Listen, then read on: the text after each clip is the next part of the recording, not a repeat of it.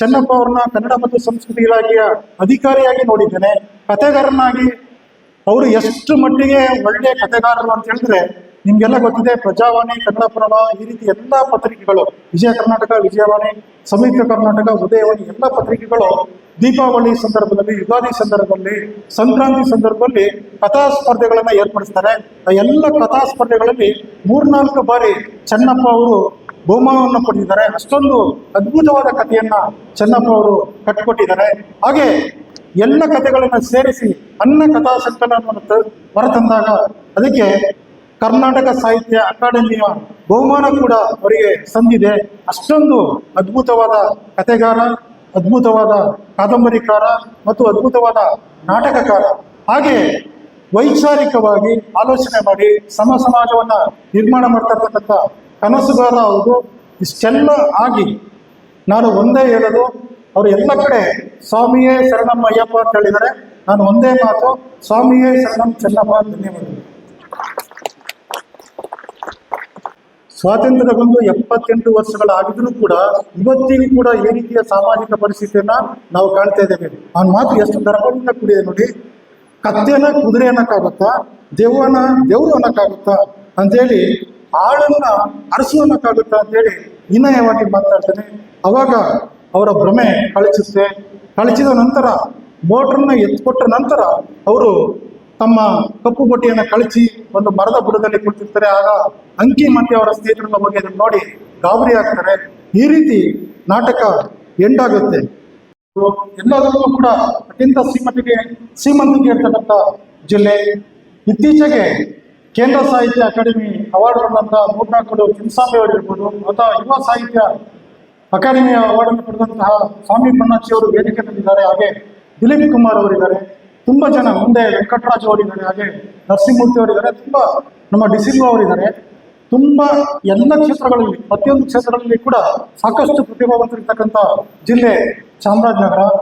ಅಂಥ ಒಂದು ಜಿಲ್ಲೆನಲ್ಲಿ ಅನೂರು ಚೆನ್ನಪ್ಪ ಅವರ ಕಥೆಗಳು, ಕಾದಂಬರಿ ಮತ್ತು ನಾಟಕವನ್ನು ನೋಡಿದಾಗ ಎಷ್ಟು ಪ್ರತಿಭಾವಂತರು ಅಂತ ಹೇಳಿದ್ರೆ, ದೇವರೂರು ಮಾದೇವ ಅವರು ನಂಜನಗೂಡು ಭಾಗದ ಭಾಷೆಯನ್ನು ಎಷ್ಟು ಸಶಕ್ತವಾಗಿ ಬಳಸ್ಕೊಂಡಿದ್ದಾರೋ ಅಷ್ಟೇ ಸಶಕ್ತವಾಗಿ ಅನೂರು ಚೆನ್ನಪ್ಪ ಅವರು ಚಾಮರಾಜನಗರ, ಕೊಳ್ಳೇಗಾಲ ಭಾಗದ ಭಾಷೆಯನ್ನ ತಮ್ಮ ಕೃತಿಗಳಲ್ಲಿ ಬಳಕೆ ಮಾಡಿಕೊಂಡಿದ್ದಾರೆ. ಎಷ್ಟು ಅದ್ಭುತವಾಗಿದೆ ಆ ಕೃತಿಗಳು ಅಂತ ಹೇಳಿದ್ರೆ, ನೀವು ಓದಿದ್ರೆ ಮಾತ್ರ, ಮನೋಹರ ಹೇಳಿದ್ರಲ್ಲ ಹಾಗೆ ಓದಿದ್ರೆ ಮಾತ್ರ ಗೊತ್ತಾಗುತ್ತೆ ಸ್ನೇಹಿತರೆ. ನಾನು ಈ ಬೆಲ್ಲದ ದೋಣಿ ಕೃತಿ ಮೈಸೂರಿನ ಕಲಾಮಂದಿರದಲ್ಲಿ ಬಿಡುಗಡೆ ಆಯಿತು.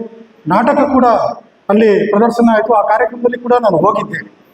ಮತ್ತೆ ಗೋಪಾಲಕೃಷ್ಣ ಅವರು ಮತ್ತೆ ಅನೂರು ಚೆನ್ನಪ್ಪ ಅವರು ಸಂಪರ್ಕ ಮಾಡಿ ಈ ಒಂದು ಬೆಲ್ಲದ ದೋಣಿ ಕೃತಿ ಬಗ್ಗೆ ಮಾತನಾಡಬೇಕು ಅಂತೇಳಿ ನಾನು ಫಸ್ಟ್ ಮೈಸೂರಿನ ಕಿರುರಂಗ ಮಂದಿರದಲ್ಲಿ ಇರಬೇಕು ಅಂತೇಳಿ ಒಪ್ಕೊಂಡೆ.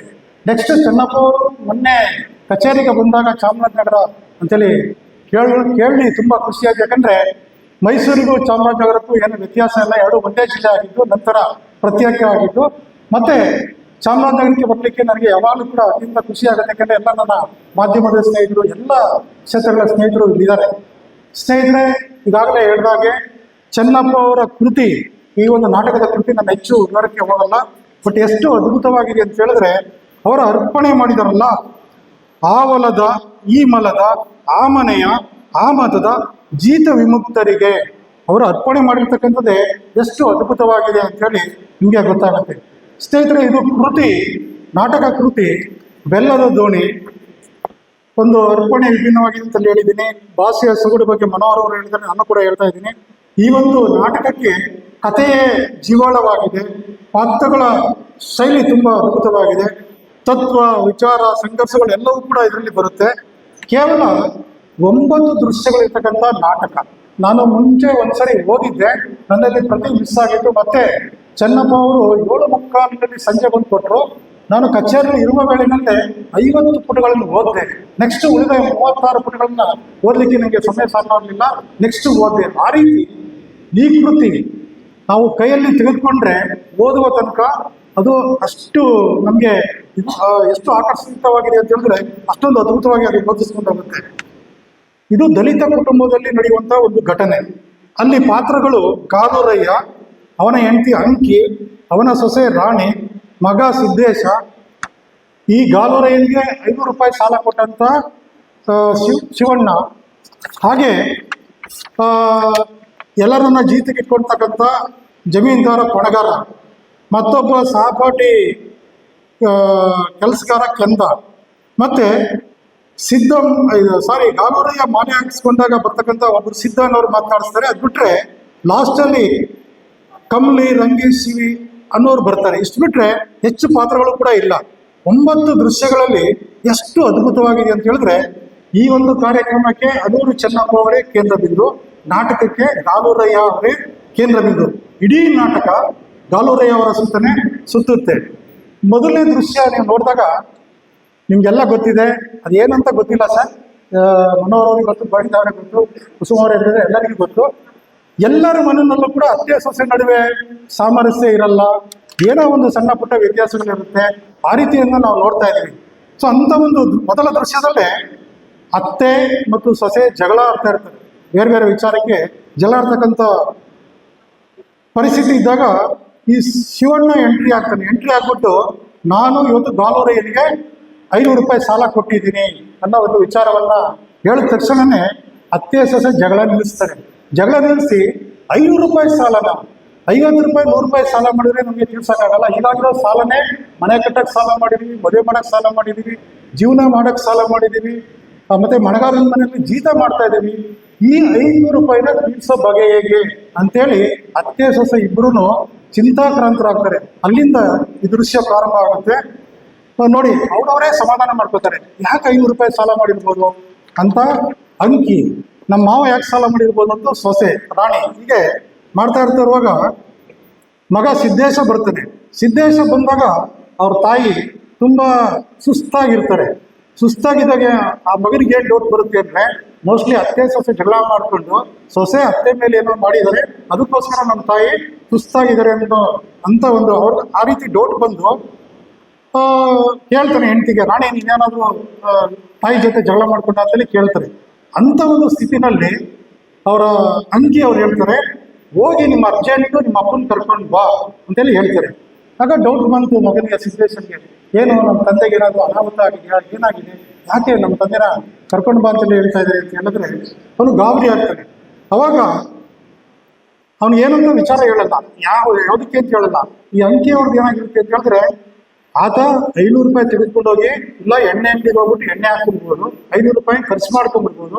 500 ರೂಪಾಯಿ ಅವ್ನು ಖರ್ಚು ಮಾಡೋದಕ್ಕಿಂತ ಮುಂಚೆ ಅವನ್ನ ಪತ್ತೆ ಮಾಡಿದ್ರೆ ಆ 500 ರೂಪಾಯಿನ ವಾಪಸ್ ಶಿವಣ್ಣನಿಗೆ ಕೊಟ್ಟು ಸಾಲ ಮುಟ್ಟಿಸ್ಬೋದು ಅನ್ನೋ ಒಂದು ಭಾವನೆ ಅಂಕಿ ಅವ್ರದ್ದಾಗಿರುತ್ತೆ. ಸೊ ಅವರು ಸಿದ್ದೇಶ ಅಪ್ಪನ ಹುಡ್ಕೊಂಡು ಹೋಗ್ತಾನೆ. ನೆಕ್ಸ್ಟು ಎರಡನೇ ದೃಶ್ಯ ಸಂಪೂರ್ಣವಾಗಿ ಗಾಲೂರಯ್ಯನ ಸ್ವಗತ ಮಾತಿರುತ್ತೆ. ಅಲ್ಲಿ ಯಾವ ರೀತಿ ನಾನು 500 ರೂಪೀಸ್ನ ತೆಗೆದುಕೊಂಡು ಯಾವ ರೀತಿ ಹೋಗ್ಬೇಕು ಹಾಗೆ ಅಂತೇಳಿ ಇರುತ್ತೆ. ಸೊ ಅತ್ತೆ ಸೊಸೆ ಏನು ಮಾತಾಡ್ಕೋತಾರೆ ಅಂತ ಹೇಳಿದ್ರೆ, 500 ರೂಪಾಯಿ ಸಿಕ್ಕಿದೆ ಇವತ್ತು, ತೂರಾಡ್ಕೊಂಡು ಬರ್ತಾನೆ, ಒದರಾಡ್ಕೊಂಡು ಬರ್ತಾನೆ ಅಂತೇಳಿ ಚರ್ಚೆ ಮಾಡ್ತಾ ಇರ್ತಾರೆ. ಆದರೆ ನೆಕ್ಸ್ಟ್ ದೃಶ್ಯ ನೋಡಿ, ಅವರು ನಿಮಗೆಲ್ಲ ಗೊತ್ತಿದೆ, ಅಯ್ಯಪ್ಪ ಸ್ವಾಮಿಗೆ ಹೋಗ್ತಕ್ಕಂಥವ್ರು ಕಪ್ಪು ಡ್ರೆಸ್, ಕಪ್ಪು ಟವಲ್, ಕಪ್ಪು ಪಂಚೆ, ಕಪ್ಪು ಶರ್ಟ್ನ ಹಾಕೊಂಡು ಬರ್ತಾರೆ. ಸೊ ಶಿವಣ್ಣ ಒಂದು ಸುದ್ದಿಯನ್ನು ಮುಟ್ಟಿಸಿದ ಮೇಲೆ ಅವರ ಪತ್ನಿ ಅಂಕಿ ಉಗ್ರ ಸ್ವರೂಪಿ ಆಗ್ತಾಳೆ.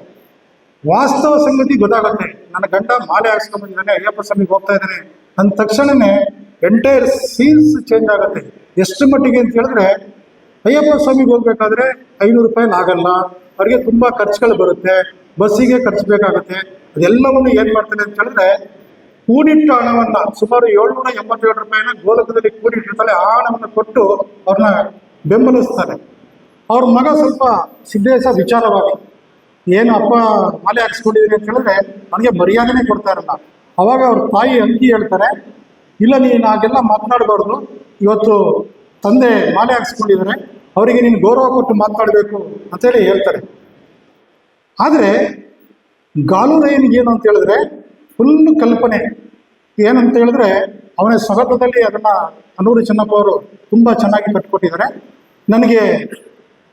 ನಿಮಗೆಲ್ಲ ಗೊತ್ತಿದೆ, ಅವನು ನಾನು ಹರಕೆ ಅಲ್ಲ, ಇದು ಬಯಕೆ ಅಂತ ಹೇಳ್ತಾನೆ. ಬಯಕೆ ಯಾರಿಗೆ ಬರುತ್ತೆ ಅಂದ್ರೆ ಬಸಿರಿಗೆ ಬರುತ್ತೆ, ಅವ್ರಿಗೆ ಅದು ತಿನ್ಬೇಕು ಇದು ತಿನ್ಬೇಕು ಅಂತೇಳಿ. ಬಟ್ ಇಲ್ಲಿ ಗಾಲೂರಯ್ಯನಿಗೆ ಹರಕೆ ಅಲ್ಲ, ಅದು ಹರಕೆ ಕಟ್ಟಿಸ್ಕೊಂಡಿಲ್ಲ. ಮನೋಹರ್ ಅವ್ರು ಹೇಳಿದಾಗೆ ಬಯಕೆ, ಏನ್ ಬಯಕೆ ಅಂತ ಹೇಳಿದ್ರೆ, ನನ್ನನ್ನ ಗಾಲೂರ ಅಂತ ಕರೆಯೋ ಬಣಗಾರನ ಕಡೆಯಿಂದ ನಾನು ಸ್ವಾಮಿ ಅನ್ನಿಸ್ಕೋಬೇಕು ಅನ್ನೋ ಒಂದು ಬಯಕೆ. ಆ ಬಯಕೆಗೋಸ್ಕರ ಒಂದು ಆ ಒಂದು ಕನಸನ್ನ ಕಾಣ್ತಾ ಇರ್ತಾನೆ. ಬಟ್ ಅವನ ಭ್ರಮೆ ಕಳಚಿ ಬೀಳುತ್ತೆ. ಆ ರೀತಿ ನಾಟಕ ಮುಂದುವರ್ಕೊಂಡು ಹೋಗುತ್ತೆ. ಆ ಪಣಗಾರ ಯಾವುದೇ ರೀತಿ ಅವನಿಗೆ ಮರ್ಯಾದೆಯನ್ನ ಕೊಡಲ್ಲ.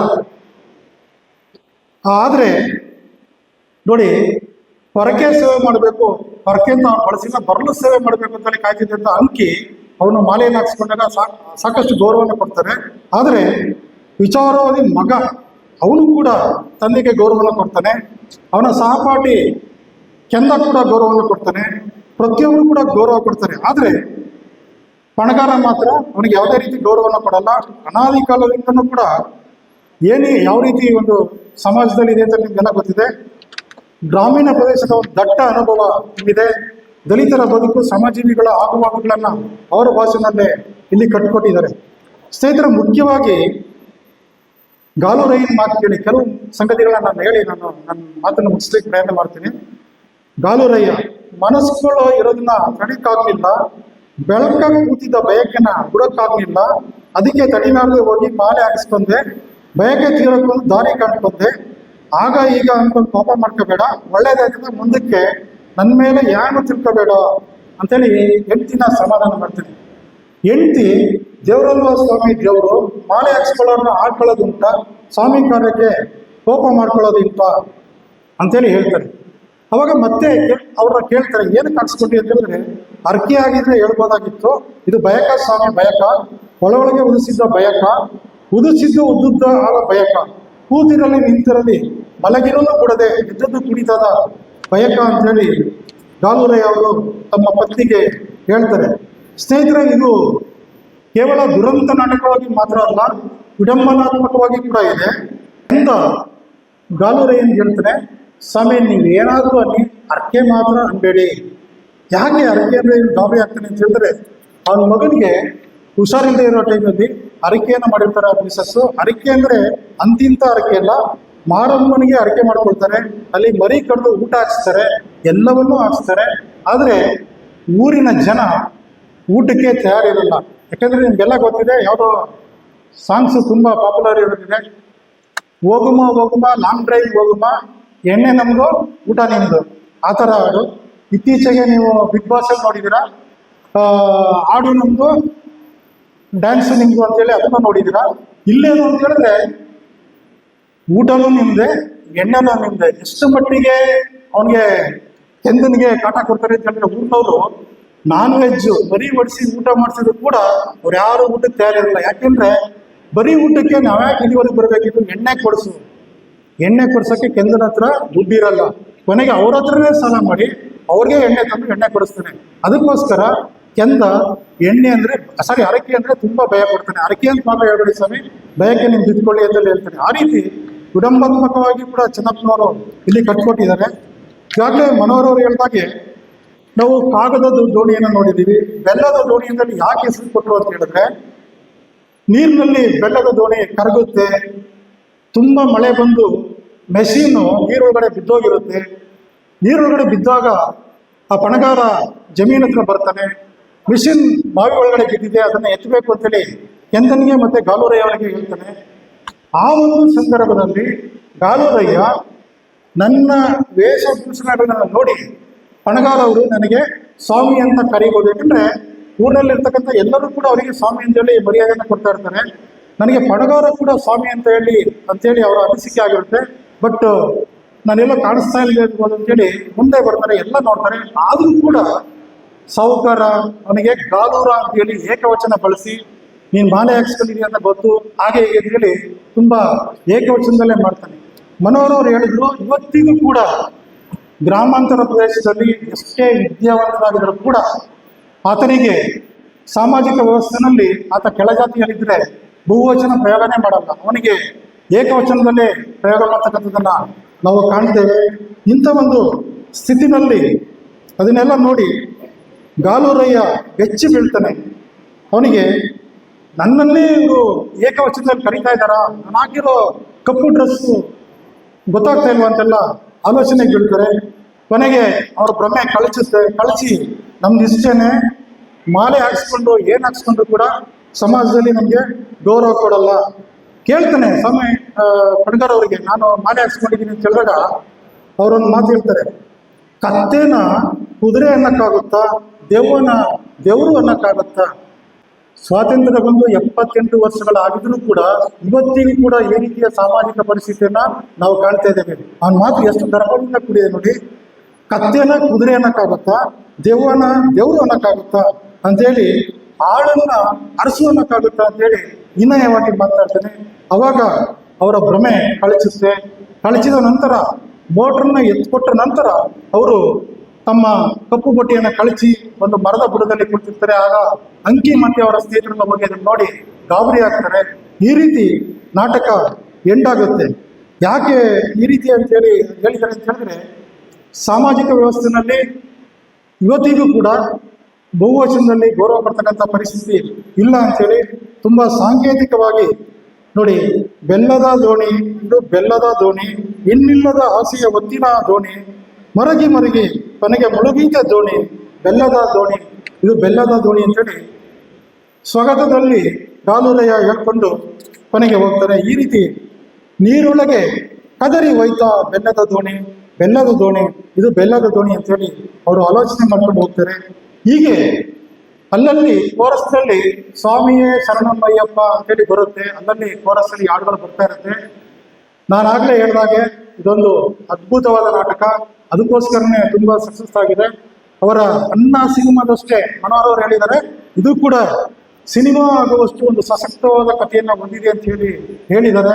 ತುಂಬಾ ಅದ್ಭುತ. ನೀವೆಲ್ಲರೂ ಕೂಡ ಈ ಕೃತಿಯನ್ನ ಒಂದು ಸಾರಿ ಕೈಯಲ್ಲಿ ಇಟ್ಕೊಂಡ್ರೆ 86 ಕೂಡ ಇರ್ತಕ್ಕಂಥ ಈ ಕೃತಿಯನ್ನ ನಾವು ಓದ್ತೇವೆ. ಚಾಮರಾಜನಗರ ಮತ್ತು ಕೊಳ್ಳೇಗಾಲ ಭಾಷೆಯನ್ನ ನಾವೆಲ್ಲ ತುಂಬಾ ಅದ್ಭುತವಾಗಿ ಎಂಜಾಯ್ ಮಾಡ್ತೇವೆ. ನಾನು ಕುಸುಮ ಅವ್ರ ಹತ್ರ ಹೇಳಿದೆ, ದೇವೂರು ಮಹಾದೇವ ಅವ್ರದ್ದು ಒಂದು ಸ್ವಲ್ಪ ಓದಿದ್ರೆ ಇಮಿಡಿಯೇಟ್ ಅರ್ಥ ಆಗಲ್ಲ, ಬಟ್ ಚೆನ್ನಪ್ಪ ಅವರು ಬಳಸಿರತಕ್ಕಂಥ ಈ ಭಾಗದ ಈ ಪ್ರಾದೇಶಿಕ ಭಾಷೆ ತುಂಬಾ ಜನರಿಗೆ ಕನೆಕ್ಟ್ ಆಗುತ್ತೆ, ಬೇಗ ಅರ್ಥ ಆಗುತ್ತೆ ಕೂಡ ಅಂತೇಳಿ ಹೇಳಿದೆ. ಅಂತ ಒಂದು ಅದ್ಭುತವಾದ 3 ಕೃತಿಗಳನ್ನ ಕೊಟ್ಟಿದ್ದಾರೆ. ತುಂಬಾ ಒಳ್ಳೆಯ ರೀತಿಯ ಸಾಹಿತ್ಯವನ್ನ ರಚನೆ ಮಾಡಿದ್ದಾರೆ. ಸ್ನೇಹಿತರೆ, ನಾನು ಚೆನ್ನಪ್ಪ ಅವ್ರನ್ನ ಕನ್ನಡ ಮತ್ತು ಸಂಸ್ಕೃತಿ ಇಲಾಖೆಯ ಅಧಿಕಾರಿಯಾಗಿ ನೋಡಿದ್ದೇನೆ.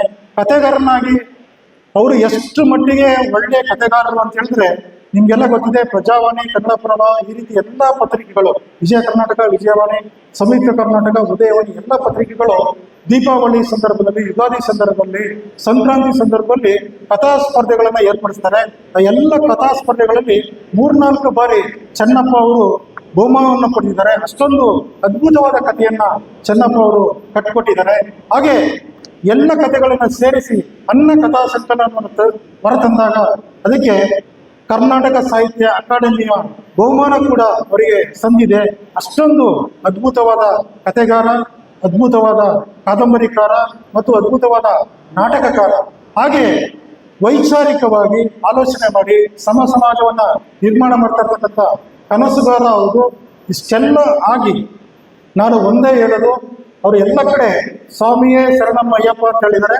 ನಾನು ಒಂದೇ ಮಾತು, ಸ್ವಾಮಿಯೇ ಶರಣಂ ಚೆನ್ನಪ್ಪ. ಧನ್ಯವಾದ.